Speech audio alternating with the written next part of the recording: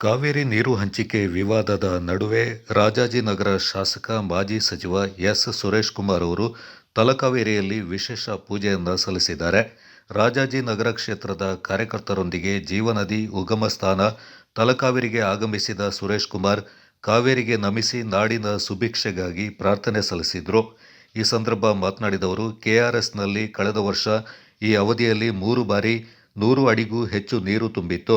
ಆದರೆ ಈ ಬಾರಿ ಸಕಾಲಕ್ಕೆ ಮಳೆಯಾಗದೆ ಆತಂಕದ ವಾತಾವರಣವಿತ್ತು.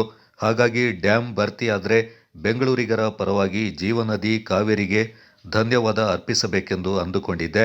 ಕೆಲವು ದಿನಗಳಿಂದ ಕಾವೇರಿ ಪಾತ್ರದಲ್ಲಿ ಉತ್ತಮ ಮಳೆಯಾಗಿ ಆತಂಕ ದೂರವಾಗಿದೆ. ಹೀಗಾಗಿ ಇಂದು ಕ್ಷೇತ್ರಕ್ಕೆ ಬಂದು ಆ ಹರಕೆಯನ್ನು ತಾನು ತೀರಿಸಿದ್ದೇನೆ ಎಂದರು. ಇದಕ್ಕೂ ಮುನ್ನ ಭಾಗಮಂಡಲ ಭಗಂಡೇಶ್ವರ ದೇವಾಲಯದಲ್ಲಿ ವಿಶೇಷ ಪೂಜೆಯನ್ನು ಸಲ್ಲಿಸಿ ಕ್ಷೇತ್ರದಲ್ಲಿ ಜರುಗಿದ ಪುಲಿಂಕಾನ ಉತ್ಸವದಲ್ಲೂ ಅವರು ಪಾಲ್ಗೊಂಡರು. ಗ್ರೀನ್ ಸಿಟಿ ಫಾರಂ ಸಂಸ್ಥಾಪಕ ಚೆಯ್ಯಂಡ ಸತ್ಯ ಗಣಪತಿ, ಸದಸ್ಯ ಕಿಶೋರ್ ರೈ ಕತ್ತಲೆಕಾಡು, ರಾಜಾಜಿನಗರ ಕ್ಷೇತ್ರದ ಪ್ರಮುಖರು ಈ ಸಂದರ್ಭ ಪಾಲ್ಗೊಂಡಿದ್ದರು.